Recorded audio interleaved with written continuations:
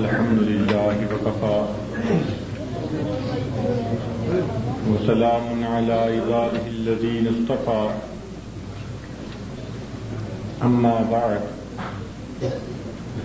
أعوذ بالله من الشيطان الرجيم بسم الله الرحمن الرحيم وذروا ظاهر الإثم وباطنه وقال الله تعالى في مقام آخر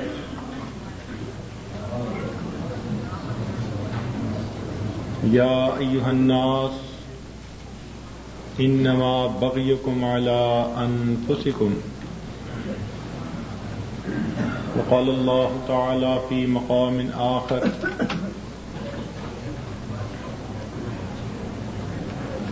من يعمل سوءا يجز به وقال الله تعالى في مقام آخر ولا يحيق المكر السيء إلا بأهله سبحان ربك رب العزة عما يصفون وسلام على المرسلين والحمد لله رب العالمين اللهم صل على سيدنا محمد وعلى آل سيدنا محمد وبارك وسلم اللهم صل على سيدنا محمد وعلى آل سيدنا محمد وبارك وسلم اللهم صل على سيدنا محمد وعلى آل سيدنا محمد وبارك وسلم وذروا ظاهر الإثم وباطنه چھوڑ دو وہ گناہ جو ظاہر میں کرتے ہو یا چھپے ہوئے کرتے ہو. گناہ کہتے ہیں اللہ رب العزت کے حکم کی نافرمانی کرنا، نبی علیہ الصلوۃ والسلام کی سنت کو ترک کر دینا یا کسی بدعت کے اوپر عمل کرنا.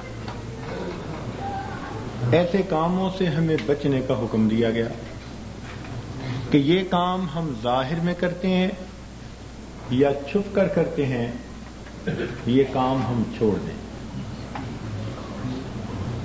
گناہ کے اندر یہ اثر ہے کہ وہ کسی نہ کسی صورت انسان کے دل کو پریشان رکھتا ہے. کوئی انسان کتنی کامیابی سے گناہ کیوں نہ کرے، کسی کو پتہ نہ چلنے دے، خبر نہ ہونے دے، کوئی روکنے والا نہ ہو، کامیابی سے گناہ کر لے، گناہ اس کے دل کو ضرور پریشان رکھے گا. گناہ کی ابتدا کچے دھاگے کی طرح کمزور ہوتی ہے، لیکن گناہ کی انتہا جہاز کے لنگر کی طرح مضبوط ہوتی ہے. بندہ شروع میں یہی سوچتا ہے ایک عادت ہے چھوڑ دوں گا، ایسے کیا تھا، دیکھا تھا، باتیں کی تھی، چھوڑ دوں گا. لیکن وقت کے ساتھ ساتھ گناہ اس طرح اس کو اپنی لپیٹ میں لے لیتا ہے کہ اسے ہلنے نہیں دیتا. جس طرح جہاز کو لنگر سے باندھ دیں تو جہاز ہل نہیں سکتا، اسی طرح انسان اپنی عادتوں کا ایسا اسیر بن جاتا ہے کہ اس کے لیے عادتوں کی غلامی سے نجات پانا مشکل ہو جاتا ہے. بچپن کی عادتیں بچپن میں جا کے بھی اس کا پیچھا نہیں چھوڑا کرتی. اس لیے فرمایا کہ تم گناہ چھوڑ دو جو ظاہر میں کرتے ہو یا چھپے ہوئے کرتے ہو. گناہ کی مثال آکاش بیل کی مانند ہے. آپ نے دیکھا ہوگا درختوں کے اوپر پیلی بیل ہوتی ہے جو پورے درخت کو اپنی لپیٹ میں لے لیتی ہے تو درخت کی نشو و نما رک جاتی ہے. اسی طرح بری عادتیں انسان کو اپنی لپیٹ میں لے لیتی ہیں اور اس کی نشو و نما کو روک دیتی ہیں. گناہ کی مثال ناسور کی مانند ہے. کینسر، جس حصے میں کینسر ہو اس کا ایک ہی علاج ہے کہ اس حصے کو کاٹ دیجیے. اگر نہیں کاٹیں گے تو یہ کینسر بقیہ جسم میں پھیلے گا. اسی طرح گناہ کی مثال ناسور کی طرح ہے، اس کا ایک ہی علاج کہ گناہوں کو چھوڑ دیجیے. اگر نہیں چھوڑیں گے تو یہ آپ کی شخصیت کے لیے کینسر کی مانند ہے. انسان سوچتا ہے جی چھوٹا گناہ ہے، حافظ ابن قیم رحمۃ اللہ علیہ نے ایک عجیب بات لکھی. فرماتے ہیں اے دوست یہ نہ دیکھ گناہ کو چھوٹا کہ بڑا، بلکہ اس ذات کی عظمتوں کو دیکھ کہ جس کی تو نافرمانی کر رہا ہے. لا تحقرن صغیرۃ ان الجبال من الحصى. کنکریاں چھوٹی ہوتی ہیں مگر کنکریوں سے مل کر ہی پہاڑ بنا کرتے ہیں. ریت کے ذرات چھوٹے ہوتے ہیں مگر مل کر ٹیلے بن جاتے ہیں. جس انسان نے گناہ کو ہلکا سمجھا وہ انسان اپنی بربادی کا سامان کر چکا. اس لیے اللہ والے گناہ سے ڈرتے ہیں، خوف کھاتے ہیں، معصیت کی طرف قدم ہی نہیں ان کے اٹھتے. وہ سمجھتے ہیں کہ اس سے اللہ رب العزت ناراض ہوتے ہیں. اور یاد رکھیے کہ مکاری سے انسان کی زندگی اچھی کبھی نہیں گزرتی. مکاری کی مثال چھوٹے کمبل کی مانند ہے. سر ڈھانپو تو پاؤں ننگے اور پاؤں ڈھانپو تو سر ننگا. مکار انسان کا فوراً پتہ چل جاتا ہے. آدمی چند بندوں کو چند دنوں کے لیے دھوکہ دے سکتا ہے، سب لوگوں کو ہمیشہ کے لیے دھوکہ نہیں دے سکتا. تو جھوٹے آدمی کا فوراً پتہ چل جاتا ہے. گناہ انسان کے فوراً کھل جاتے ہیں. اس لیے گناہوں کی وجہ سے دنیا کی بھی رسوائی، آخرت کی بھی رسوائی اور دل کی پریشانی اس کے علاوہ. اس لیے امن کا راستہ ایک ہی ہے کہ ہم گناہوں کو چھوڑ دیں. ایک بزرگ کو اللہ رب العزت نے الہام فرمایا کہ اے میرے بندے لوگوں سے کہہ دو کہ جب یہ گناہ کرتے ہیں تو اپنے قریب چھوٹا سا بھی کوئی بچہ ہو تو اس کی بھی رعایت کر لیتے ہیں، لیکن میرے سامنے گناہ کر رہے ہوتے ہیں، میری رعایت نہیں کرتے. انہیں کہہ دو کیا تم اپنی طرف دیکھنے والوں میں سب سے کم حیثیت کا مجھے سمجھتے ہو؟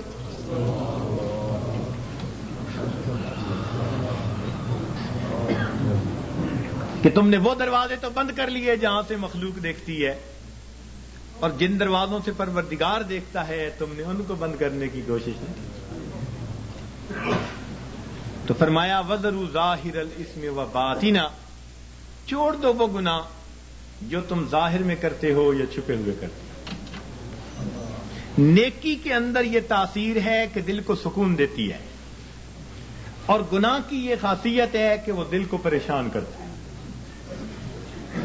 اس لیے مال والے، دولت والے، عہدوں والے، اپنی من مرضی کی زندگی گزارنے والے کبھی ان کے دلوں کو دیکھا کریں بڑے پریشان ہوتے ہیں. کیوں؟ اللہ رب العزت کی نافرمانیاں ہوتی ہیں، اس وجہ سے دل پریشان ہوتے ہیں. برکتیں اٹھ جاتی ہیں. جس گھر میں گناہ ہوا اس گھر سے کچھ نہ کچھ برکت اللہ رب العزت نے اٹھا لی. تو یہ برکتیں اٹھاتے ہیں. ہم گناہ کرتے رہتے ہیں، اللہ تعالیٰ برکتوں کو پیچھے ہٹاتے رہتے ہیں. قصور ہمارا. یوں سمجھیے کہ اللہ رب العزت کی رحمت کی چادر ہمارے اوپر آئی ہوئی ہے، ہر گناہ اس میں سوراخ کی مانند ہے. جیسے دھوپ سے بچنے کے لیے چھتری کرتے ہیں، اسی طرح آفات اور بلیات سے بچنے کے لیے اللہ رب العزت نے اپنے احسان کی وجہ سے بندوں پر رحمت کی چادر تانی ہوئی ہے.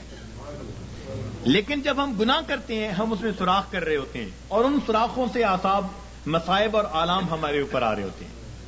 یوں سمجھیے کہ گناہ کرنے سے ہم اپنے اوپر مصیبتوں کو دعوت دے رہے ہوتے ہیں، مصیبتوں کو اپنے اوپر بلا رہے ہوتے ہیں، پریشانیوں کو بلا رہے ہوتے ہیں.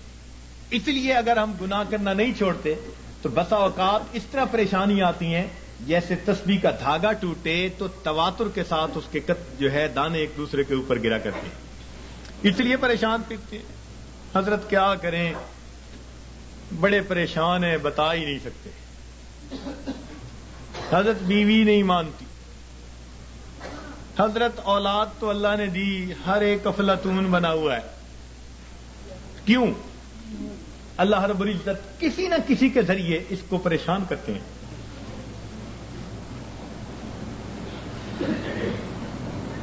عدل و انصاف فقط حشر پہ موقوف نہیں. عدل و انصاف فقط حشر پہ موقوف نہیں. زندگی خود بھی گناہوں کی سزا دیتی ہے. زندگی میں بھی سزا ملتی ہے گناہوں کی. اس لیے اس سے بچنے کا ایک ہی راستہ کہ ہم گناہوں کو چھوڑ دیں, ترک کر دیں, معصیت سے خالی زندگی اختیار کرنے کی کوشش کریں. ہمارے سلسلہ نقشبندیہ کے ایک بزرگ تھے, حضرت خواجہ ابو الحسن خرقانی رحمت اللہ علیہ, فرمایا کرتے تھے کہ جس آدمی نے جو دن معصیت کے بغیر گزارا ایسا ہی ہے جیسے اس نے وہ دن نبی علیہ الصلوۃ والسلام کی معیت میں گزارا.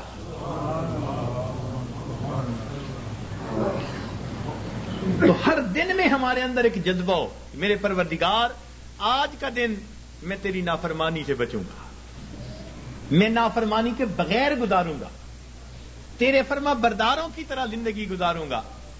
اس جذبے کے ساتھ ہم ہر دن کی ابتدا کریں اور گناہوں سے بچنے کی کوشش کریں, اپنے آپ کو بچائیں تاکہ دنیا میں بھی عزتیں ہوں, آخرت میں بھی عزتیں ہوں.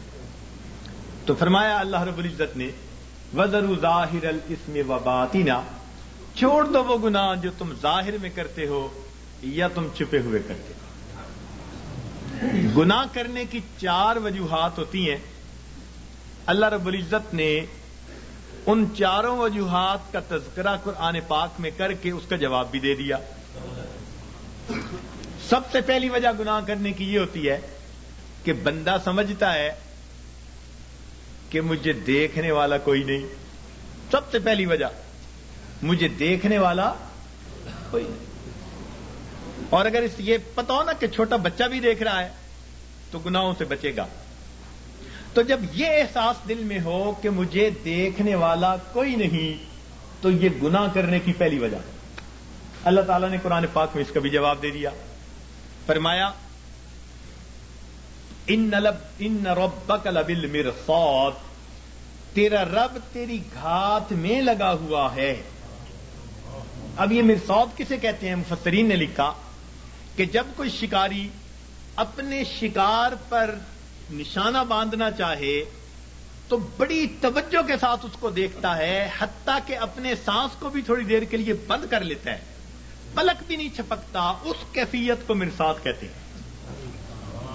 گویا اللہ رب العزت ہمیں اتنے غور سے دیکھ رہے ہیں جیسے دنیا میں کوئی شکاری اپنے شکار کو غور اور توجہ کے ساتھ دیکھ رہا ہوتا ہے. تو جب ہمیں اتنی باریکی سے دیکھا جا رہا ہے تو ہم کیسے کہہ سکتے ہیں کہ دیکھنے والا کوئی نہیں؟ تو اس کا جواب دے دیا کہ یہ نہ سمجھنا کہ دیکھنے والا کوئی نہیں. ان ربک لبالمرصاد. گناہ کرنے کی عموماً دوسری وجہ یہ ہوتی ہے کہ آدمی سمجھتا ہے کہ کسی کو پتہ ہی نہیں چلنے دیا. جی میں نے فون کیا, پتہ نہیں چلنے دیا. میں نے فلاں یوں کیا, پتہ ہی نہیں چلنے دیا. کسی کو پتہ ہی نہیں. جی یہ گناہ کرنے کی دوسری وجہ ہوتی ہے کہ بندہ سمجھتا ہے کسی کو پتہ ہی نہیں. اللہ رب العزت اس کا بھی جواب دیتے ہیں. فرماتے ہیں کہ میں وہ ذات ہوں یعلم خائنۃ الاعین وما تخفی الصدور, میں جانتا ہوں تمہاری آنکھوں کی خیانت کو اور جو تمہارے دلوں کے اندر چھپا ہوا. تو جواب دے دیا کہ یہ مت زوم میں رہنا کہ ہمیں کوئی نہیں, کسی کو پتہ ہی نہیں چلنے دیا. وہ جانتا ہے تمہاری آنکھوں کی خیانت کو اور جو تمہارے دلوں میں چھپا ہوا ہے. تو اس کا بھی جواب دے دیا. گناہ کرنے کی عام طور پر تیسری وجہ یہ ہوتی ہے کہ بندہ سمجھتا ہے کہ میرے پاس کوئی نہیں تھا, میں اکیلا تھا. جس کا تھا ڈر وہ نہیں ہے گھر, اب جو چاہے کر, مقولہ بنا ہوا ہے. تو جب بندہ محسوس کرتا ہے نا جی میرے پاس کوئی نہیں تھا, تو یہ گناہ کرنے کی تیسری وجہ ہوتی ہے. اللہ تعالیٰ نے اس کا بھی جواب دے دیا. فرمایا تم 3 ہوتے ہو تو چوتھا اللہ ہوتا ہے, 4 ہوتے ہو تو 5واں اللہ ہوتا ہے. وَهُوَ مَعَكُمْ أَيْنَمَا كُنْتُمْ وہ تمہارے ساتھ ہوتا ہے تم جہاں کہیں بھی ہوتے ہو. تو اس لیے اس کا بھی جواب دے دیا کہ یہ نہ سوچنا کہ پاس کوئی نہیں ہمارے. گناہ کرنے کی چوتھی وجہ، انسان ڈھیٹ بن جائے، بے حیا ہو جائے. بچہ بڑا ہو جائے نا، بے حیا بن جائے تو باپ کو کہتا ہے اچھا نہیں میں کرتا، کیا کریں گے؟ یا پڑوسی کو کہتے ہیں اچھا نہیں میں یوں کرتا، تم کیا کر لو گے؟ یعنی جب یہ ذہن میں ہوتا ہے کہ کوئی میرا کچھ نہیں بگاڑ سکتا تو بندہ کہتا ہے تم کیا کر لو گے؟ اچھا میں کرتا ہوں، تم کیا کر لو گے؟ یہ گناہ کرنے کی چوتھی وجہ ہوتی ہے. اللہ تعالیٰ اس کا بھی جواب دیتے ہیں اور فرماتے ہیں کہ بندے یہ مت سمجھنا کہ اللہ تعالیٰ کیا کر لیں گے. ان اخذہ علیم شدید، اس کی جو پکڑ ہے وہ دردناک بھی ہے اور سخت بھی ہے. وَيُوثِقُ وَثَاقَهُ أَحَدٌ، ایسے باندھتا ہے کہ ایسا دنیا میں کوئی باندھ نہیں سکتا. ایک جگہ فرمایا انی اعذبہ عذاب لا اعذبہ احدا من العالمین، میں ایسا جو ہے عذاب دوں گا کہ جہانوں میں ایسا عذاب کوئی دوسرا دے نہیں سکتا. اور جب قومیں نافرمانی کرتی ہیں فرمایا فصب علیہم ربک صوت عذاب، اس کا کوڑا آتا ہے عذاب کا. تو فرمایا یہ مت سوچنا کہ کوئی کیا کر لے گا، حیثیت ہی کیا. تو چاروں وجوہات کا جواب دے دیا تاکہ بندے گناہوں کو چھوڑ کر نیکی کی زندگی کو اختیار کریں. اور گناہ پر اللہ تعالیٰ قیامت کے دن 4 ہی گواہ متعین فرمائیں گے. 4 گواہ قیامت کے دن پیش کیے جائیں گے. سب سے پہلا گواہ اس بندے کے کندھوں کے اوپر جو کرامن کاتبین ہوتے ہیں وہ سب سے پہلے گواہ ہوں گے.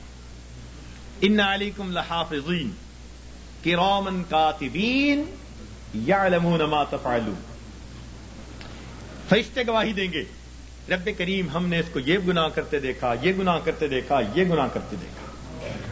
یہ سب سے پہلی گواہی ہوگی معصوم فرشتوں کی گواہی. پھر دوسری گواہی اس کے نام اعمال کو پیش کیا جائے گا.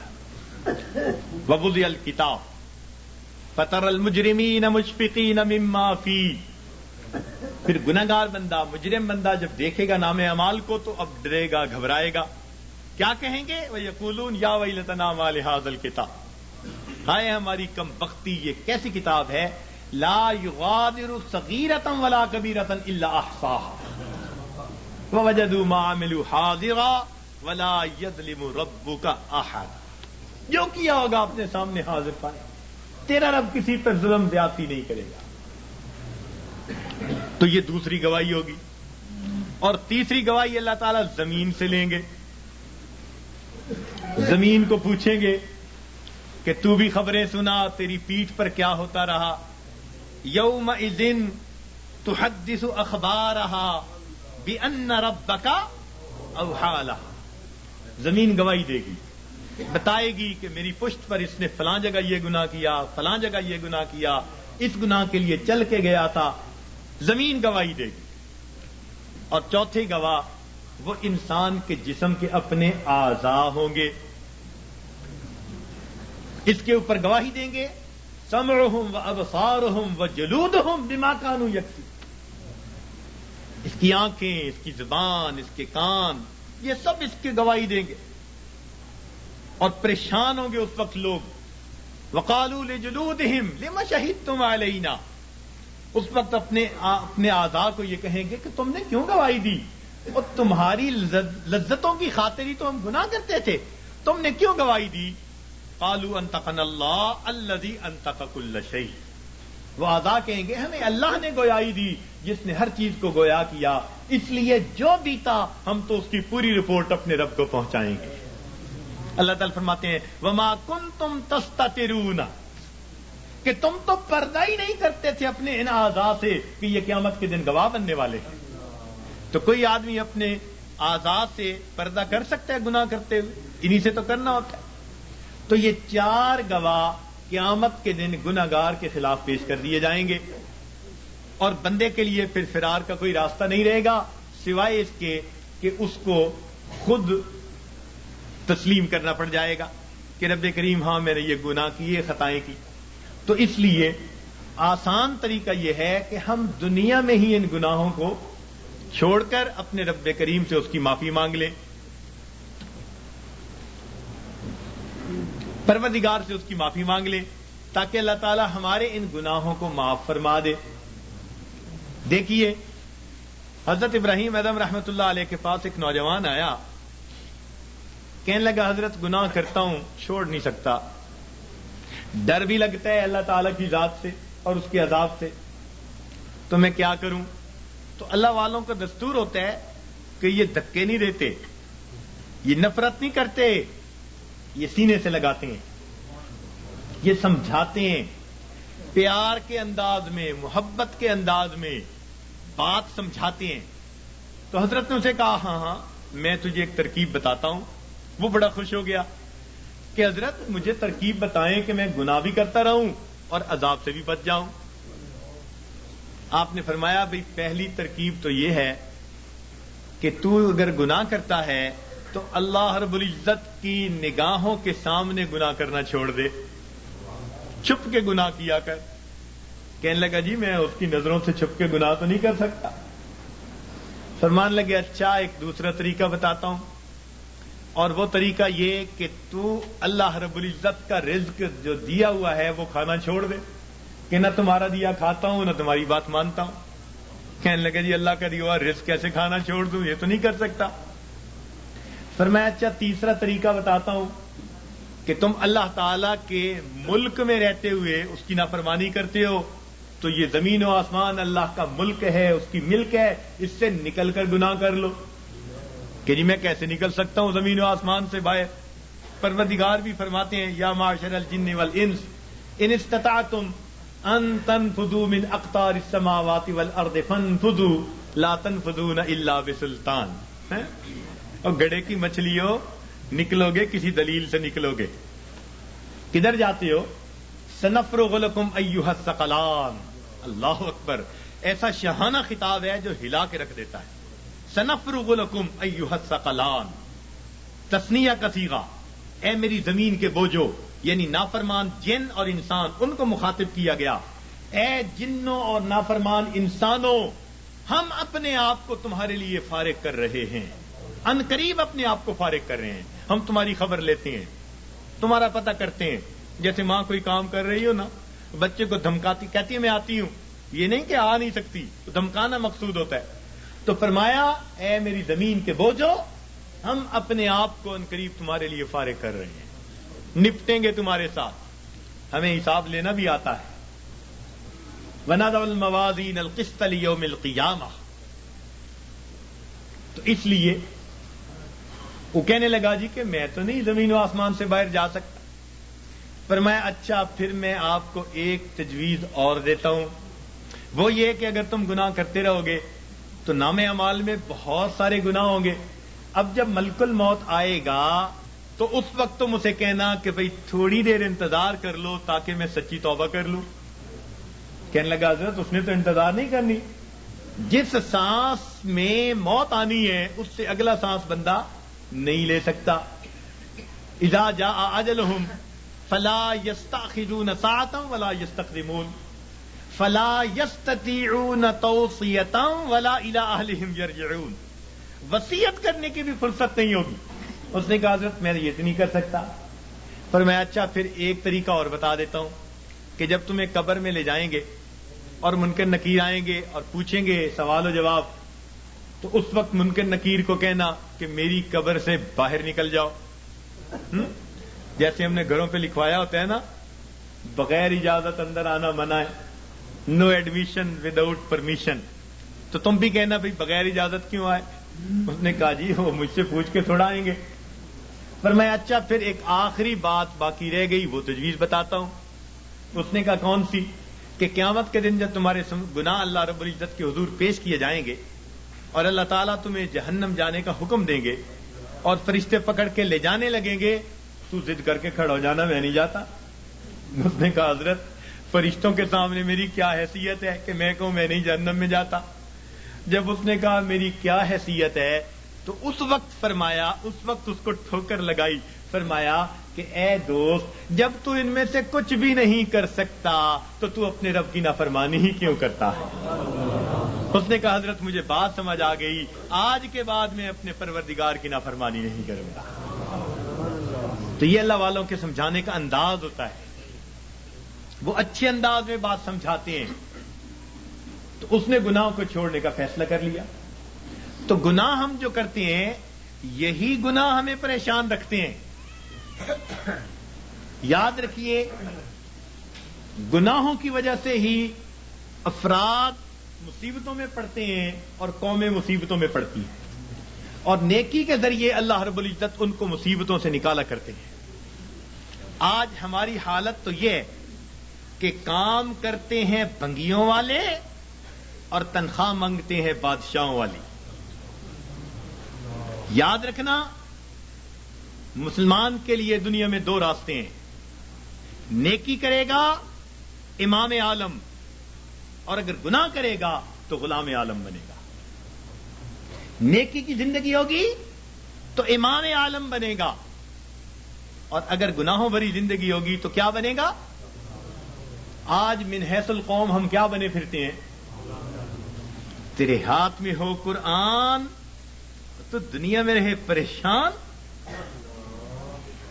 تیرے ہاتھ میں ہو قرآن اور تو دنیا میں پھرے ناکام،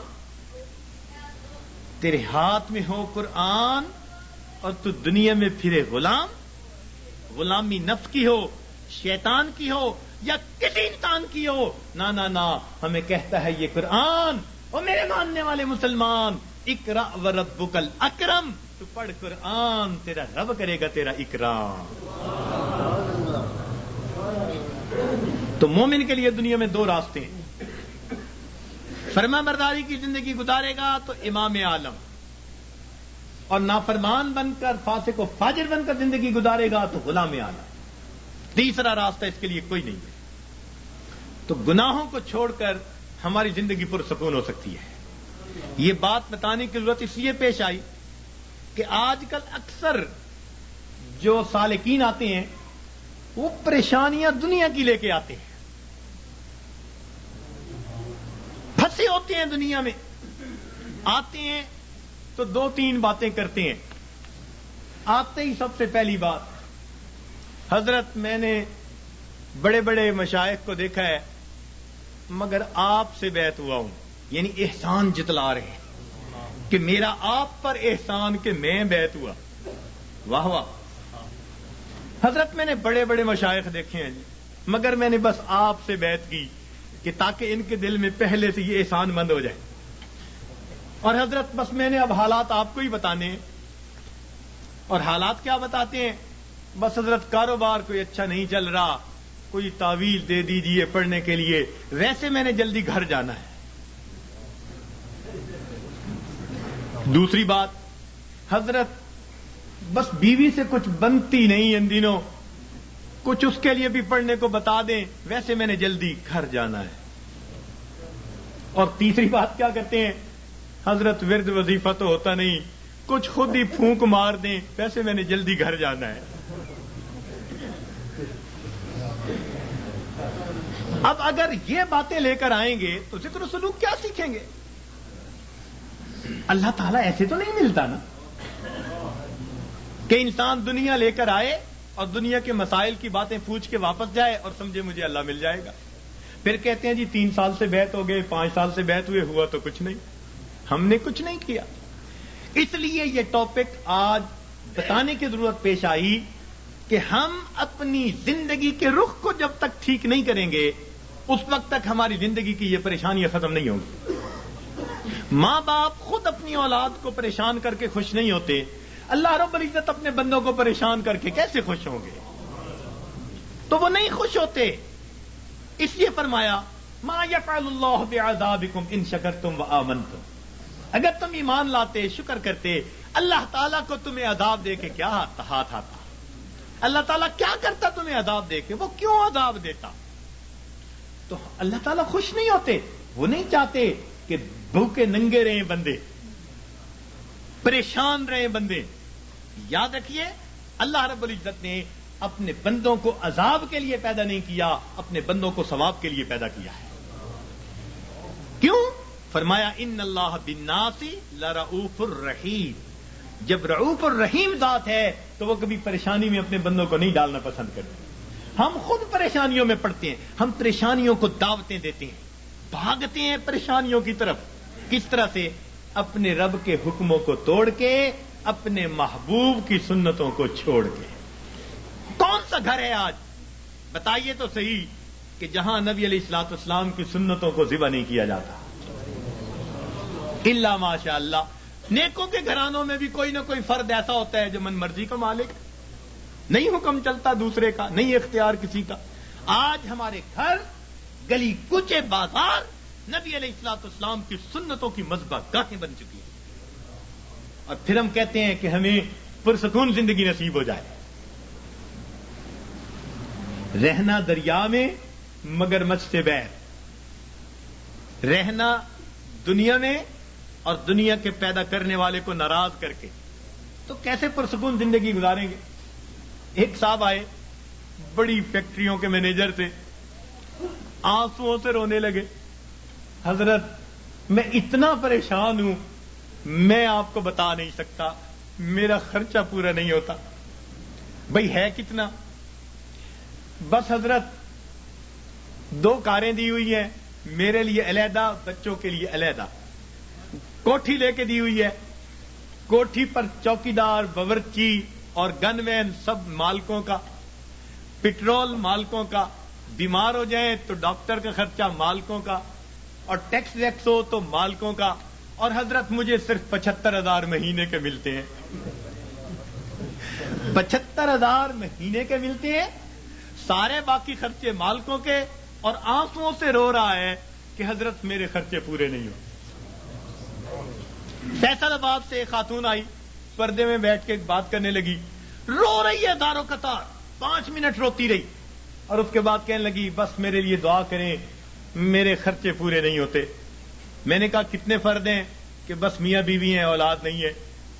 تو کتنا خرچہ دیتا ہے خاوند؟ کہ جی ہر مہینے کا 50,000 دیتا ہے۔ میں نے پوچھا بنتا کیا ہے؟ کہنے لگی بس دوائیوں پہ خرچ ہو جاتے ہیں۔ اور واقعی ایسے تھا، واقعی ایسے تھا، 50,000 روپیہ اکیلی خاتون کا خرچہ، مگر وہ ڈاکٹروں کے پاتوں میں چلا جاتا تھا۔ میں نے اس مینیجر اور اس خاتون کو پھر سمجھایا، میں نے کہا کہ اپنی زندگی سے جب تک نافرمانی کو نہیں نکالو گے، تمہیں زندگی میں کبھی سکون نہیں مل سکتا۔ تمہارے مال سے اللہ نے برکت نکال لی ہے، تمہارے 75,000 کیا 75 لاکھ بھی ہوں گے تو تمہاری ضرورتوں کو پورا نہیں کریں گے۔ برکت اللہ تعالیٰ نکال لیتے ہیں۔ اتنا کماتے ہیں، ضرورتیں اتنی، پریشان، اتنا کماتے ہیں، ضرورتیں اتنی، پھر پریشان، لنگوٹ باندھ باندھ کے میدان میں اترتے ہیں۔ اب اس پریشانی کو تو ختم کر دینا ہے، اگلی پریشانی اوپر سے آ جاتی ہے، پہلی ختم نہیں ہوتی، دوسری اوپر سے، پھر پریشان پھرتے ہیں، کہتے ہیں جی بس رول رول کے زندگی گزار رہے ہیں۔ ایک صاحب کہنے لگے کہ جی کسی نے شعر لکھا ہے، ایس دکھی حیاتی دے پینڈیاں وچ، ایس دکھی حیاتی دے پینڈیاں وچ، کدی راہ پہ گئے کدی بھلدے رہ، ایک دیوا امید دا بلدا رہا، لکھ چکھڑ انیریاں دے چلدے رہ، پت جھڑ دے جھڑے ہوئے پتیاں وانگ، اسی تیرے جہان وچ رلدے رہ، پر دامن امید دا چھڈیا نہ، اسی نار تقدیر دے گھلدے رہ۔ تو میں نے کہا کہ بھئی تمہیں پت جھڑ کے جھڑے پتے کی طرح رلنے کی ضرورت ہی کیا ہے؟ کیوں ضرورت ہے؟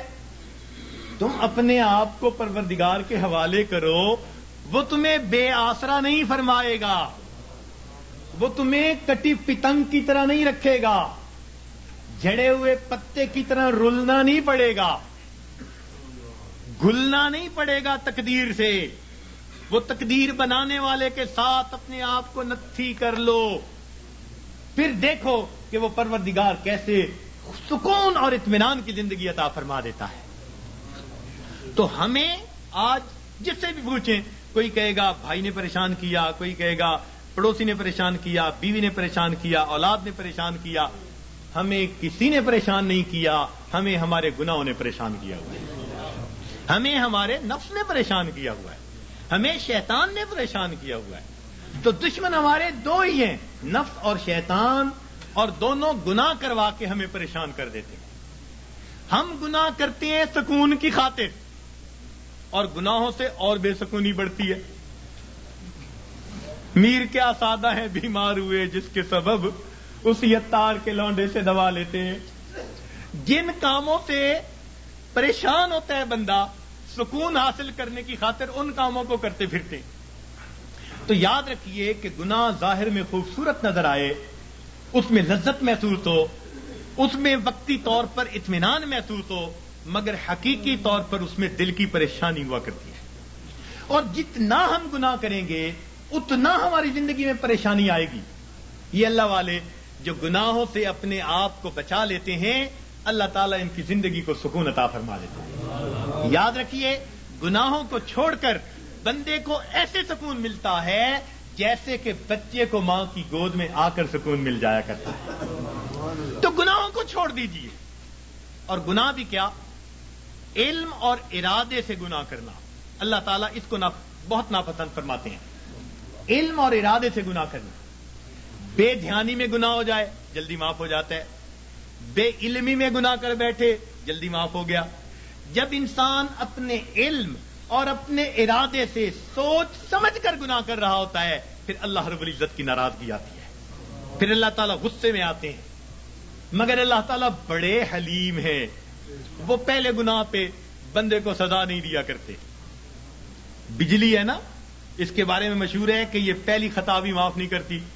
تو اللہ تعالیٰ بجلی کی طرح نہیں ہے، وہ حلیم ذات ہے، وہ کریم ذات ہے، حوصلے والی ذات ہے، وہ بندے کو موقع دیتی ہے۔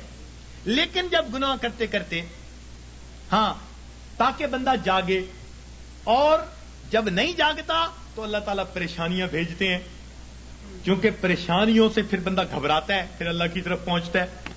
اس لیے کسی عارف نے کہا، سکھ دکھاں تو دیواں وار، دکھاں آن ملایوم یار۔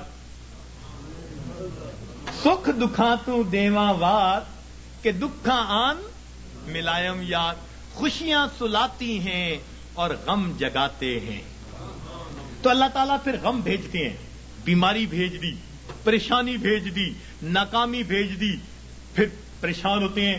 تو جو اچھے جو ہے لوگ ہوتے ہیں وہ اس وقت پھر رب کی طرف آتے ہیں کہ ہمیں جگانے کے لیے یہ بات آئی۔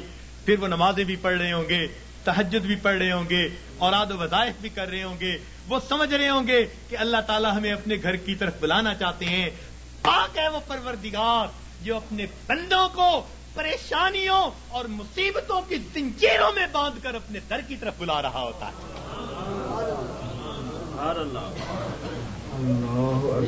تو یہ کس لیے آتے ہیں؟ بندے کو جگانے کے لیے۔ مگر ہم جاگنے کی بجائے اور گناہ کر رہے ہوتے ہیں۔ کاروبار خراب ہوا بددیانتی کی وجہ سے، اب اس کا حل نکالا، بینک سے سود کے پیسے لے لو، یعنی علاج وہ تجویز کیا جو پہلے سے بھی زیادہ بندے کو پریشان کرنے والا ہو۔ تو موٹا اصول یہ ہے کہ اللہ رب العزت کی نافرمانی سے انسان کی زندگی میں پریشانیاں آتی ہیں، مصیبتیں آتی ہیں، ذلتیں آتی ہیں، رسوائیاں آتی ہیں، ناکامیاں آتی ہیں، اور ان کو چھوڑ کر انسان کو دنیا اور آخرت کی سرخروئی نصیب ہو جاتی ہے۔ تو ہم گناہوں کو چھوڑیں۔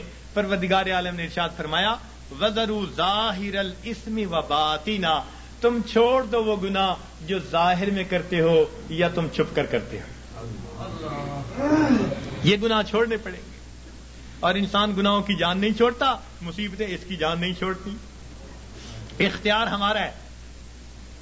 اور یاد رکھیے کہ جو بندہ اپنے علم اور ارادے سے گناہ کو کرنا چھوڑ دیتا ہے، جو بندہ اپنے علم اور ارادے سے گناہ کو کرنا چھوڑ دیتا ہے، پروردگار عالم اس بندے کی دعاؤں کو رد کرنا چھوڑ دیتا ہے۔ پکی بات ہے، وہ بندہ مستجاب الدعوات بن جاتا ہے۔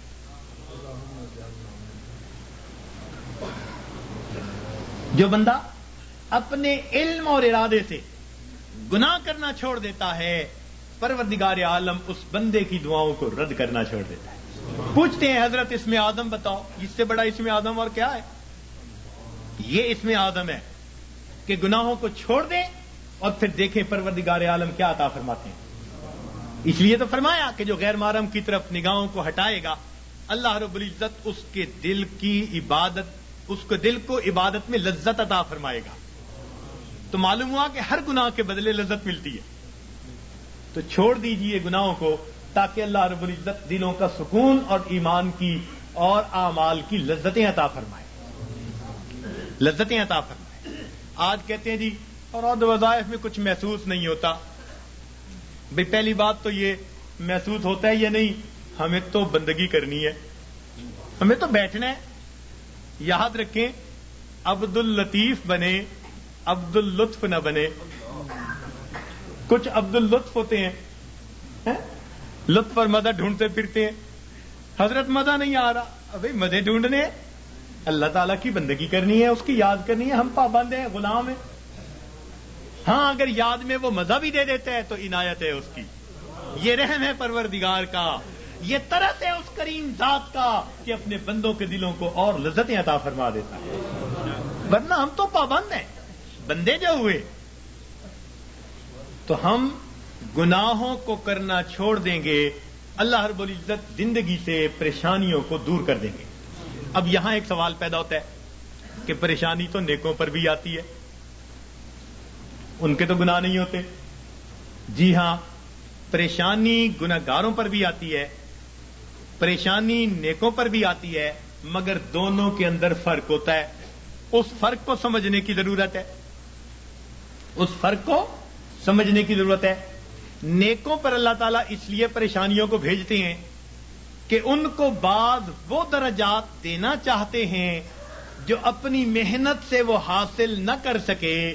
اب پریشانیوں کو بھیج دیا تاکہ اس پریشانی کو وجہ بنا کر اللہ تعالیٰ ان کو قرب کے درجات عطا فرما دے.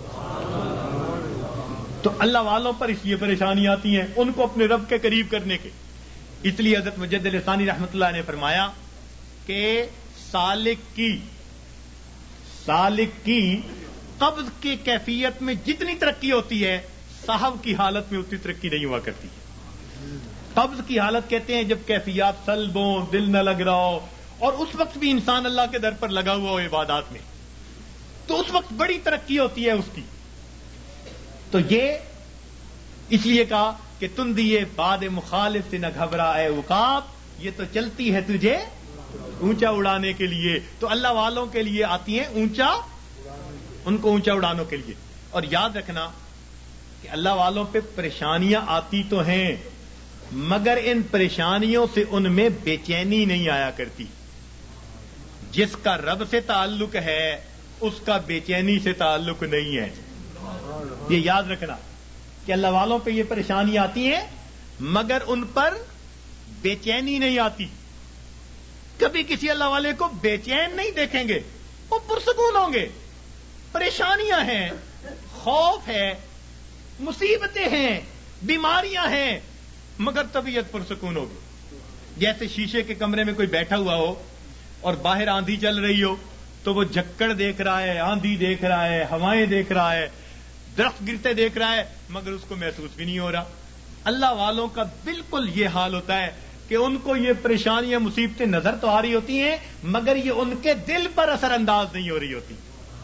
ان کا دل پرسکون ہوتا ہے. این مصیبتوں کے عالم میں بھی دل اپنے پروردگار سے لگا ہوا ہوتا ہے.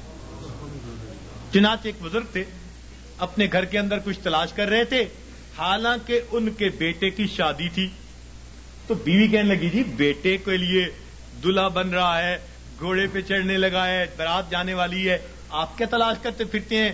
کہنے لگے میں کفن کے کپڑے تلاش کر رہا ہوں, چیزیں تلاش کر رہا ہوں. ان کا کس لیے؟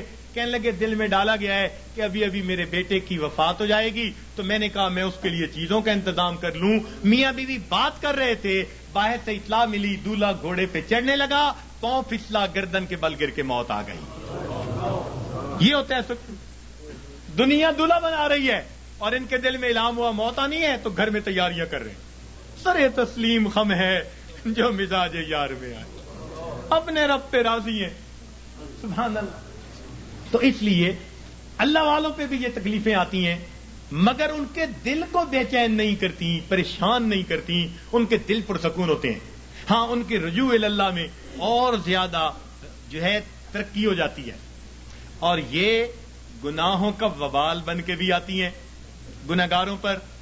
اور اس کی پہچان کیا ہوتی ہے کہ دل پریشان ہوتا ہے. 3 باتیں یاد رکھیے, 3 باتیں یاد رکھیے کہ جب کسی انسان پر کوئی مصیبت آئے اور اس اٹھانے کے لیے بھیجی گئی ہے تو پریشانیاں تو آتی ہیں. اس دنیا میں کون ہے جو پریشان نہیں ہے؟ دری دنیا کسے بے غم نہ باشد, دری دنیا کسے بے غم نہ باشد, اگر باشد بنی آدم نہ باشد. اس دنیا میں کوئی بے غم نہیں, اگر کوئی ہے تو پھر وہ بنی آدم ہی نہیں. تو غم تو ہے ہی اس دنیا کے ساتھ. ہاں جہاں کوئی غم نہیں ہوگا اس کا نام جنت ہے, ابھی وہاں نہیں پہنچے. جب پہنچ جائیں گے تو پھر غم ختم کر دیے جائیں گے. لا خوف علیہم ولا ہم یحزنون, یہ کہہ دیا جائے گا. دنیا کے اندر تو یہ غم آئیں گے مگر یہ غم کبھی کبھی آتے ہیں. ایک بات اور دیکھیے کہ اللہ تعالی کی طرف سے آسانیاں زیادہ اور تنگیاں تھوڑی, صحت کا عرصہ زیادہ, بیماری کا عرصہ, کھانے پینے کا وقت زیادہ اور فاقوں کا وقت. تو عنایات زیادہ ہیں, امتحان کبھی کبھی. عنایات زیادہ ہیں اور امتحان کبھی کبھی. تو جب عنایات اتنی زیادہ ہیں تو کبھی کبھی کوئی امتحان آ جائے تو ہم پھر بھی اپنے رب سے راضی رہیں, اپنے آپ کو سمجھائیں کہ پریشان ہونے کی کیا ضرورت ہے. کسی عارف نے کہا لطف سجن دم بدم گہرے سجن گاہ گاہ,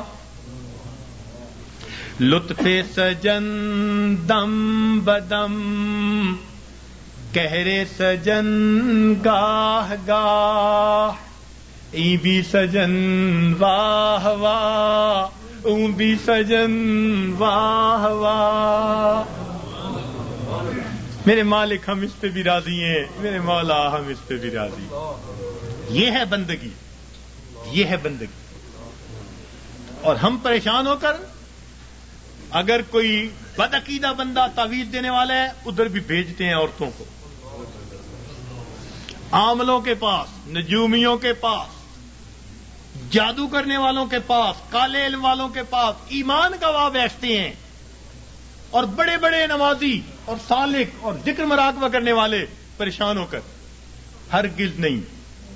پریشانیوں کے اندر کبھی ایسے لوگوں کی طرف نہیں جانا, پریشانی کے وقت میں اپنے پروردگار کے گھر کی طرف آنا ہے. مسجد کی طرف آئیں اور اللہ سے اپنے دل کی بات کہیں, اللہ کے سامنے اپنے دل کا دکھ بیان کریں.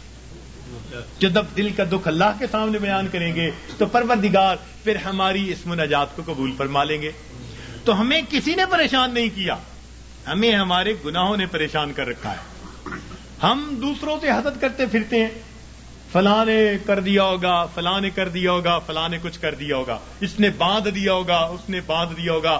پتہ نہیں کتنے چھوٹے سے خدا بنائے ہوئے ہیں ہم نے, کسی نے کچھ نہیں باندھا. باندھنے والی کھولنے والی وہ ایک ہی ذات ہے. واللہ یقبض و یبسط و الیہ ترجع. تو ہم اس ذات کی طرف رجوع کریں اور ہماری پریشانیاں اللہ تعالیٰ پھر اس طرح ختم کر دیں گے. تو مصیبتیں آتی ہیں مگر مصیبتیں, پریشانیاں اکثر اوقات گناہوں کے سبب سے آتی ہیں. اس وجہ سے انسان مایوس بن جاتا ہے, اعمال چھوٹ جاتے ہیں, انسان ذکر و سلوک میں پیچھے رہ جاتا ہے. اللہ والوں پر جو پریشانی آتی ہیں وہ درجات کو بڑھانے کے لیے آتی ہیں. اب یہ ایک بنیادی بات سمجھنے کے بعد یہ بات ذہن میں رکھیے کہ جب کسی بندے کو جگایا جائے اور وہ پھر بھی نہ جاگے تو پھر غصہ آتا ہے. گھر میں بھی ماں بچے کو جگائے, باپ بیٹے کو جگائے اور وہ نہ جاگے تو غصہ آتا ہے. جب اللہ تعالیٰ بندوں پر پریشانیاں بھیجتے ہیں اور وہ پھر نہیں جاگتے, یہ اللہ تعالیٰ کے غصے کا سبب بنتا ہے. اور پھر اللہ تعالیٰ اس کو دنیا کے اندر عبرت بناتے ہیں. فرماتے ہیں اولا یرون انہم یفتنون فی کل عام مرتن او مرتین ثم لا یتوبون ولا هم یذکرون. کیا یہ نہیں دیکھتے ہر سال میں ایک دفعہ یا 2 دفعہ ان پر مصیبتیں بھیجی جاتی ہیں، پھر بھی توبہ نہیں کرتے، پھر بھی نصیحت نہیں حاصل کرتے. تو جب انسان جگانے کے باوجود نہیں جاگتا تو پھر اللہ تعالیٰ اپنے عذاب کا کوڑا بھیجتے ہیں. جب انسان گناہوں میں گھر جاتا ہے پھر اللہ تعالیٰ اس پر ہاتھ ڈالتے ہیں، پھر اس کو جہنم کی آگ میں بھیجتے ہیں.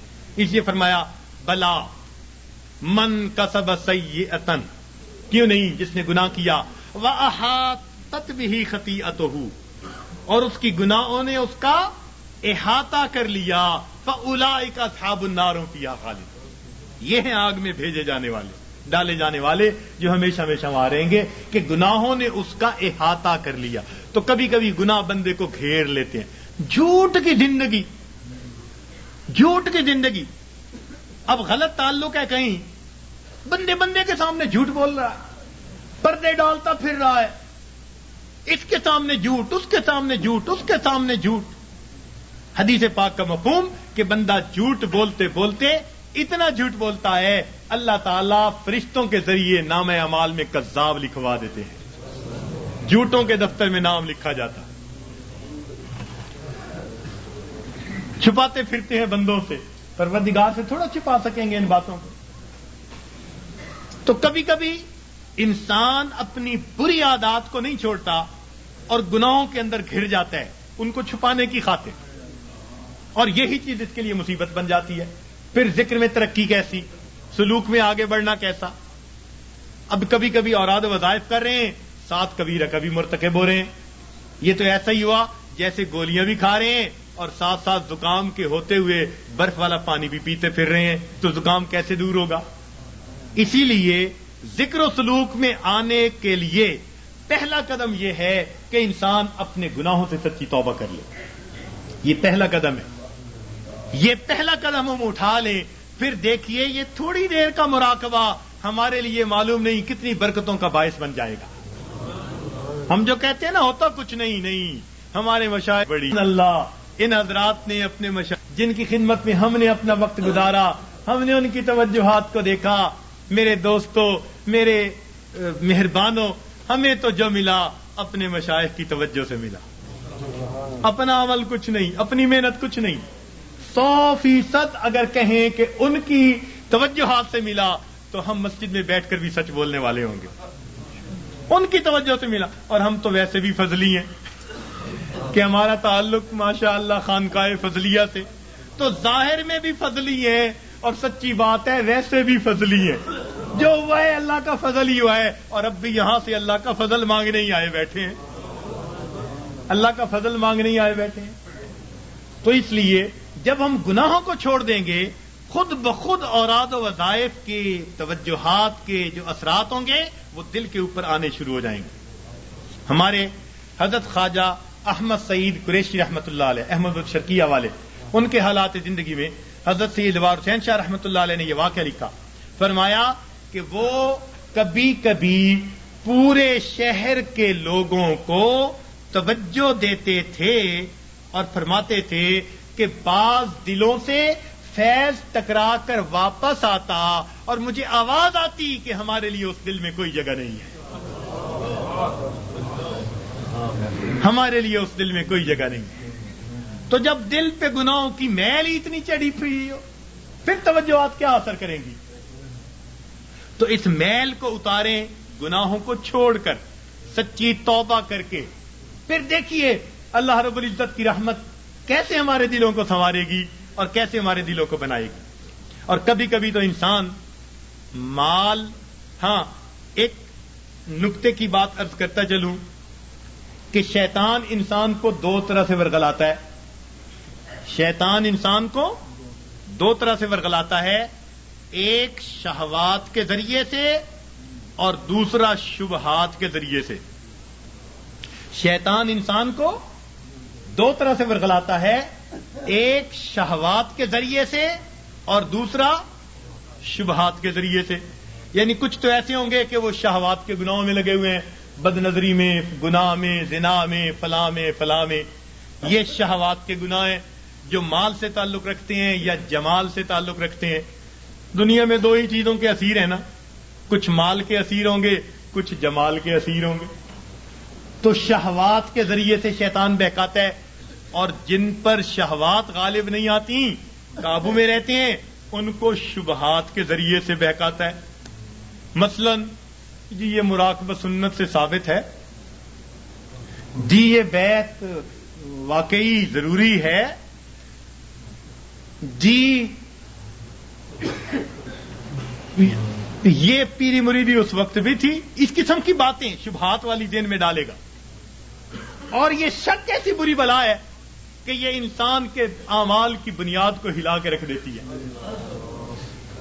اس لیے قرآن پاک میں ابتدا سے ہی کہہ دیا ذالک الکتاب لا ریب فیہ ھدی للمتقین. ھدی للمتقین بعد میں کہا، پہلے کیا کہا؟ کیونکہ شک کے ساتھ پڑھو گے تو پھر ہدایت نہیں ملے گی. نبی علیہ السلام نے دعا مانگی اللہم انی اعوذ بک من الشک والشرک والشقاق والنفاق وسوء الاخلاق. تو شرک سے بھی پہلے شک سے پناہ مانگی. یہ شک بڑی بری بات، اتنی بری کہ بندے کے ایمان کو بھی ضائع کر کے رکھ دیتی. تو دین اسلام کی باتوں میں شک، جی یہ مولویوں کی بنی ہوئی باتیں ہیں جی، یہ آپس میں بناتے رہتے ہیں جی، کرتے رہتے ہیں جی، یہ بھی کون سا ضروری ہے جی. شک ہو گیا. ہماری جی کہاں ہماری سنتا جی، مانگ مانگ کے جی عمر گزر گئی، ہماری تو سنتا ہی نہیں. تو یہ شک کے ذریعے سے یا شبہات کے ذریعے سے یا شہوات کے ذریعے سے شیطان انسان کو بہکا دیا کرتا ہے. تو انسان پر مصیبتیں اللہ تعالیٰ بھیجتے ہیں، کبھی گناہوں کی وجہ سے تاکہ یہ باز آ جائے، اور کبھی اس کو اپنے قریب لانے کے لیے. اور اس کا ایک ہی حل ہے کہ ہم اپنے گناہوں کو چھوڑ کر اپنے پروردگار کی طرف قدم آگے بڑھائیں. اب شیطان مایوس کرتا ہے، کہتا ہے تو نہیں چھوڑ سکتا. بھئی ہم نہیں چھوڑ سکتے تو پروردگار تو چھڑوا سکتے ہیں نا. بھئی ہم اگر نہیں بچ سکتے تو پروردگار تو بچا سکتے ہیں نا. تو پروردگار عالم ہمیں بچا لیں گے جب ہم سچی توبہ کریں گے. حضرت اقدس تھانوی رحمۃ اللہ نے عجیب نقطہ لکھا ہے. فرماتے ہیں جو بندہ گناہ کر بیٹھے مگر اللہ سے دعائیں مانگے، اللہ بچا لے، میں بچنا چاہتا ہوں، روئے دھوئے معافیاں مانگے، پھر گناہ کر بیٹھے، پھر روئے دھوئے معافیاں مانگے، فرمایا ساری زندگی اسی طرح کرتا رہے، اللہ تعالیٰ قیامت کے دن اس کو کھڑا کریں گے، فرمائیں گے میرے بندے تو گناہوں سے بچا کیوں نہیں؟ کہے گا یا اللہ ہر وقت معافیاں مانگتا تھا اور کہتا تھا اللہ بچا لے، میں تو دعا ہی کر سکتا تھا. اللہ تعالیٰ فرمائیں گے واقعی تو نے دعا مانگی، تیری دعا کو قبول کر کے سب گناہوں کو ہم نے معاف فرما دیا. تو جب گناہ سرد ہو جائے تو معافیاں مانگے، روئے دھوئے اپنے رب کو منائے. الندم توبۃ، ندامت توبہ. تو دل میں نادم ہو اور اپنے رب کو منانے کی کوشش کرے، اسی وقت دیر نہ کرے. گناہ کا سرزد ہو جانا یہ کوئی ایسی بڑی بات نہیں ہے. بڑے بڑوں سے بعض اوقات غلطیاں ہو جاتی ہیں، تو گر جانا برا نہیں، گر کر پڑے رہنا برا ہوا کرتا ہے. تو کبھی کوئی کوتاہی ہو جائے، کوئی غلطی سرزد ہو جائے تو بندہ فوراً اپنے رب سے سچے دل سے معافی مانگے اور اپنے آپ کو اللہ تعالیٰ کے پیش کرے اور کہ اللہ مجھے بچا لینا. غم حیات کے سائے محیط نہ کرنا، غم حیات کے سائے محیط نہ کرنا، کسی غریب کو دل کا غریب نہ کرنا. میں امتحان کے قابل نہیں میرے مولا، میں امتحان کے قابل نہیں میرے مولا، مجھے گناہ کا موقع نصیب نہ کرنا. تو روئے اللہ مجھے گناہ کا موقع نہ دینا، اللہ بچا لینا. تو جب بندہ روئے گا اللہ تعالیٰ پھر اس کو گناہوں سے بچا لیں گے. راوے بصری اللہ کی نیک بندی بڑی پیاری دعا مانگتی تھی، کہتی تھی اے اللہ جو آسمان کو زمین پر گرنے سے روکے ہوئے ہے، اللہ شیطان کو مجھ پر مسلط ہونے سے روک دے. اے اللہ جو آسمان کو زمین پر گرنے سے روکے ہوئے ہے، اللہ شیطان کو مجھ پر مسلط ہونے سے روک دے. تو جب ہم اس طرح اپنے آپ کو پیش کریں گے اللہ تعالیٰ گناہوں سے حفاظت فرما لیں گے، ہمیں معاف فرما دیں گے. تو ہم اللہ تعالیٰ سے گناہوں کی معافی مانگیں، پھر دیکھیے اللہ تعالیٰ کیسے مہربانی فرماتے ہیں. سچی توبہ کریں، پھر اس کے بعد تھوڑے معمولات بھی کریں گے تو ان کے اثرات ہم پر بہت زیادہ مرتب ہو جائیں گے. تو یہ آج کے اس وقت میں دلوں میں عہد کر لیجئے کہ اللہ ہم نے آج تک جو گناہ کیے ہم ان سے سچی معافی مانگتے ہیں اور آئندہ نیکوکاری پرہیزگاری کی زندگی کا دل میں عہد کرتے ہیں، ارادہ کرتے ہیں. پھر دیکھیے پروردگار اس پر کیا رحمت فرماتے ہیں. اور اللہ تعالیٰ سے راتوں کو اٹھ کر اپنے گناہوں کی معافی مانگیے، تنہائیوں میں معافی مانگیے. حضرت مفتی محمد شفیع رحمۃ اللہ علیہ نے ایک عجیب بات اپنی تفسیر میں لکھی ہے. فرماتے ہیں کہ قرآن پاک کی ایک آیت ہے، مَن یعمل سوءًا یجز بہ، جس بندے نے بھی گناہ کیا اس کو اس کا بدلہ ملے گا. تو فرماتے ہیں کہ اس میں استثناء کسی کا نہیں.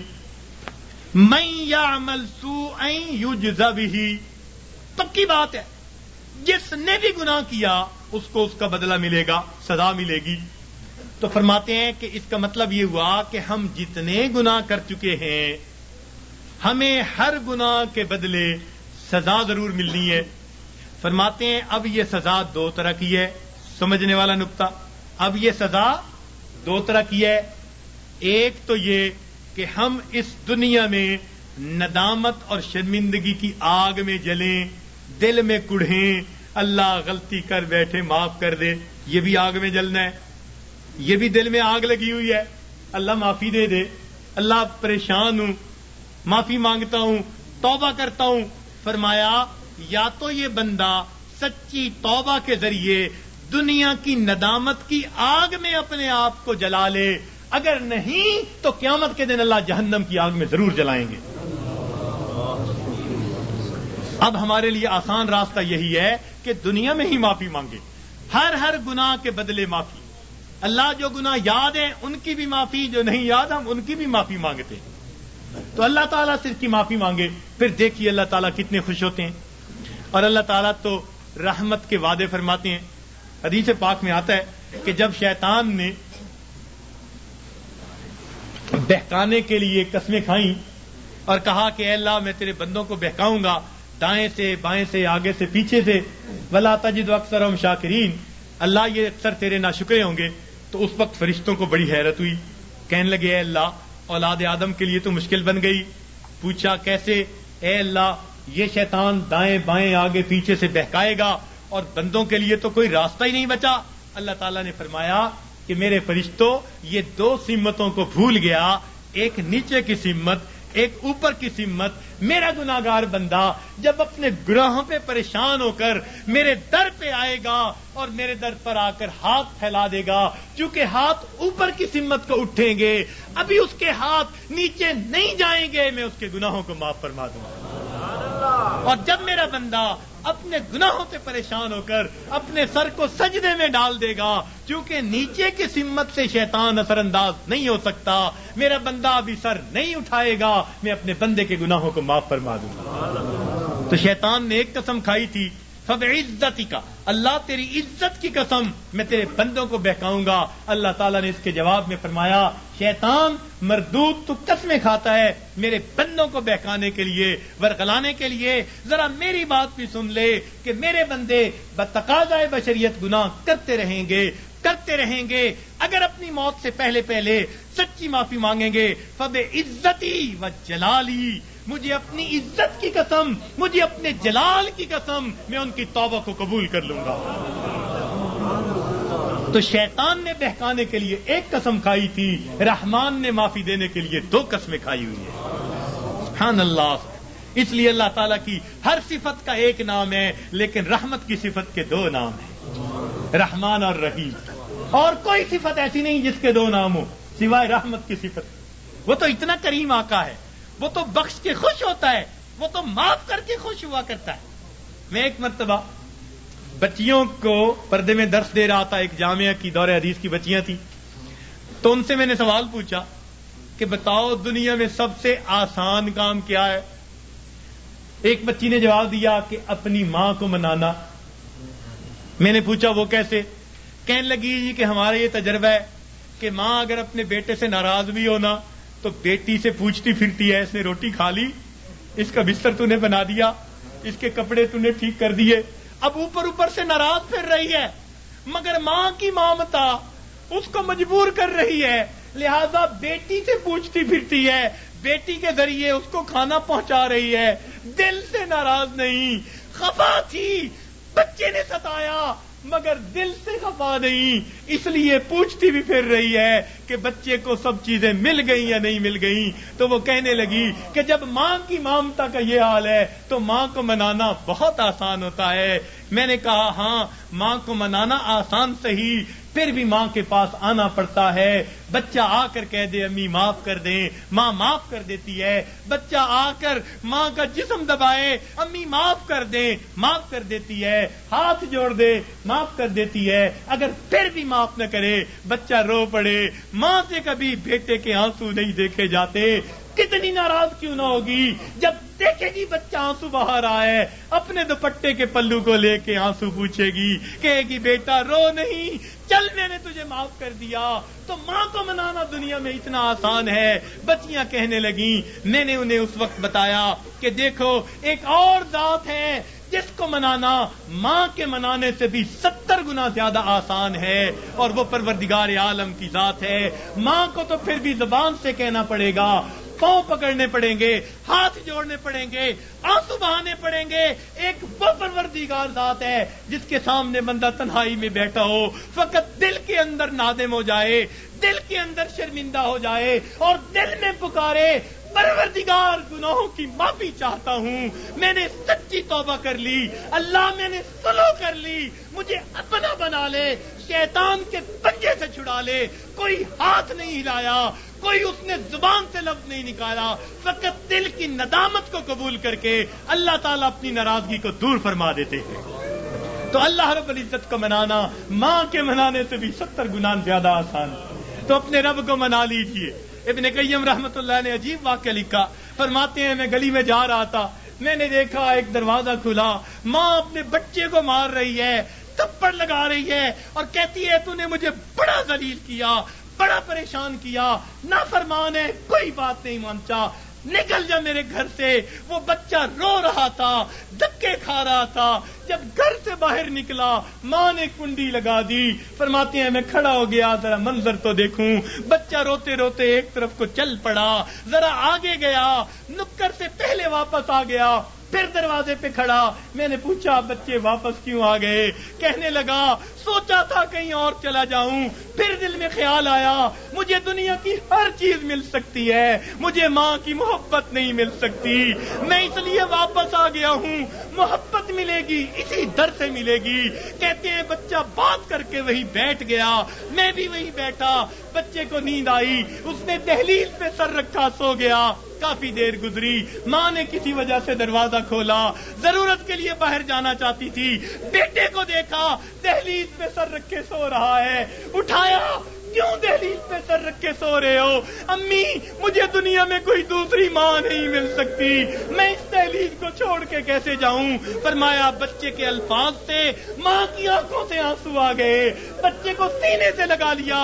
میرے بیٹے جب تیرا یقین ہے اس گھر کے سوا تیرا گھر کوئی نہیں، میرے در کھلے ہیں، آ جا، میں نے تیری غلطیوں کو معاف کر دیا.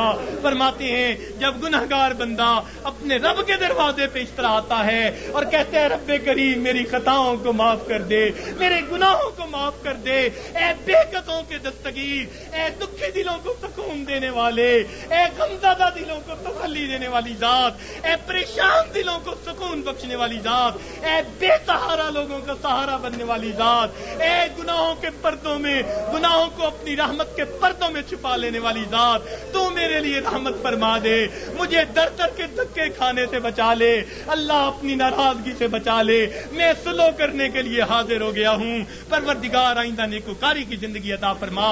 تو جب بندہ اس طرح پیش کر دیتا ہے اللہ رب العزت اس بندے کی توبہ کو قبول کر لیتے ہیں. اللہ تعالی ہمیں سچی توبہ کرنے کی اور توبہ کر کے یہاں سے اٹھنے کی توفیق عطا فرما دے.